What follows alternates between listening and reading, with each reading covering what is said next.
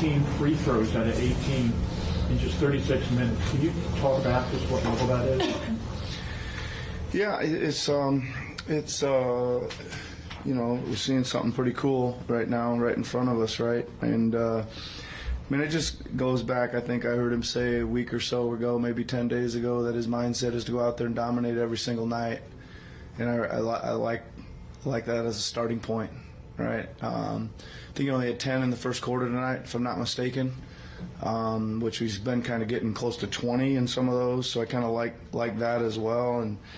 And just the combo of they did try to stay closer, take away some of the getting the ball to him, and that means Tyrese has to turn on the jets or bounce out there and go. And there was a segment where in the fourth he was able to do that, but I actually thought Joel started a little slow and didn't have quite the pop, and they went in a little reverse layup, and he didn't quite get it up to the rim one time, and I was like, oh, what's going on? But I thought he really, late second half, all that stuff, I thought he really looked, I don't know, it's like every time he takes a shot, you think it's going in. It's really high percentage. When you see him have 51 points against a defender like Gobert and a good defensive team like Minnesota, what's your reaction when it comes against an opponent like that? Well, I think that I keep saying this, I think he's continuing to get better, right? I think he's just doing enough different things rhythmically to keep those guys guessing. And he's really got a feel for if they step into him, of getting into him. And I think Gobert fouled him once with his kind of body on his arms. He came forward and Joel noticed he was coming forward and he got right into his forward movement. So, listen, my favorite stuff is every now and then he's shooting, he makes it, and then all of a sudden he goes down the lane and dunks it on about 3 people. I like the force downhill, right? Because that is going to start to draw some other things, and those are also pretty high percentage shots. So that's why we like them. Yeah. It kind of came as a side plot in this game, but any idea right now with D'Anthony, what lies ahead for him? Yeah, he took a knee to the thigh. Nothing else wrong with any part of his knee or any of that stuff. It was in the thigh, so those are sore, and those will probably be even more sore tomorrow. But we'll get a more of an eval. But that's what happened. Tyrese was obviously sensational in the fourth quarter, but it feels like he made some adjustments in order to finish up over guys like Gobert, Towns, McDaniels. What did you kind of see? Yeah, so I wasn't very happy with the pace and the speed we came out the second half with. We got a little bit of as we walked out onto the floor, I was like, where's Melt? And they're like, Melt's out. And we're like, Pat, get in there. And we kind of came out kind of like that. And I just asked Tyrese, I said, you got to play a lot. You got to get the ball up the floor, play faster. You got to be more decisive. If they pressure you, go around them, whatever.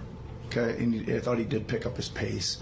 But again, when they set that screen, if they're going to try to not let Joel get the ball back on the pocket pass, then there's not much in front of him. If he sets a good screen and he's the defender's behind him, so he's got to go make the next play. Even Pat Bev saw that 2 or 3 plays in a row that they were staying, so he couldn't get it back, and went in and made the floater, dumped one off to KJ. You got to read what's happening out there, and I thought that's what Tyrese did a great job of. Yeah. At the beginning of the season, aggression was a theme, obviously, with Tyrese. When you think about the second half, also in the beginning of the season, you talked a lot about finishing through contact, drawing contact. It felt like in the second half, after the adjustments you're talking about, he was sort of doing all those things that you wanted of him. Where would you say he is sort of in that progression and, I guess, being able to do it on command? Yeah, well, tonight he was really good. Yeah.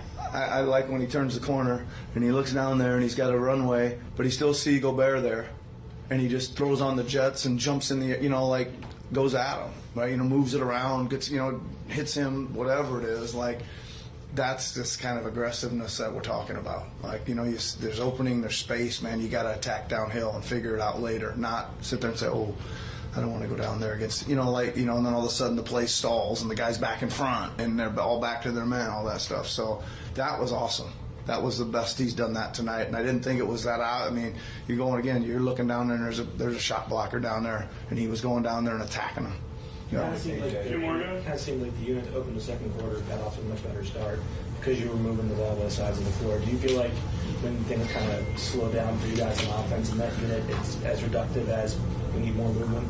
I think for sure there's a whole kind of another package those guys are going to run when Joel's off the floor, right? We did one of the benefits of the way we ended up with a few guys out tonight is we went back to kind of one of our early season rotations where we got Tobias out early and Tyrese out early and brought them both back to start. So Tobias was starting the second.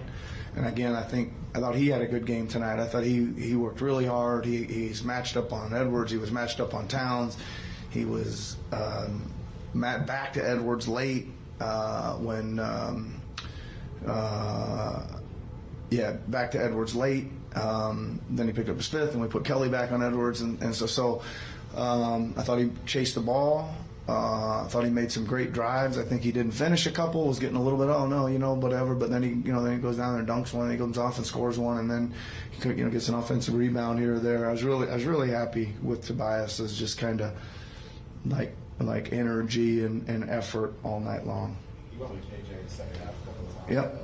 What went into that decision, and what did you kind of see from this run there? Yeah, we were just kind of at a position where we were needing what we thought was a athletic, strong, physical guy to take some minutes on Edwards, right? And we finally found a good matchup for Towns, which was Marcus, right? He did a good job on him, and then we're just trying to buy minutes for those guys to get a little breather here and there. And yeah, he did a good job. He competes, man. He competes and he can move, and he's physical. And he's not, he's a little dangerous around the rim at the other end too, right? He can finish and do some things down there. If you had justice, I apologize. I was a little approach, but they had to jump in that third quarter, and then you guys picked it up. And then what your response in that situation where you guys came out from that jump, and then what was the key for that? And then just talk about being able to just kind of turn it around that one. Yeah. The key for me was, sometimes I think this happens. I don't have any huge statistical research on this, but you get up for a big game and you rev your engines really hard in the first half, and then you go shut them off at halftime. Right? Sometimes it's hard to come out and have them revving again. I just think that was our problem. We just were moving a little, and then we'd take the ball out and we'd walk it up, and nobody was moving. And I just called the timeout and said, "Let's go. Let's get the ball in. Let's attack. Let's get up, get them back on their heel." And we did. I think we just kind of needed a little bit of a moment to kind of re-energize our engines there a little bit. Thanks, guys. Okay. Thanks, everybody.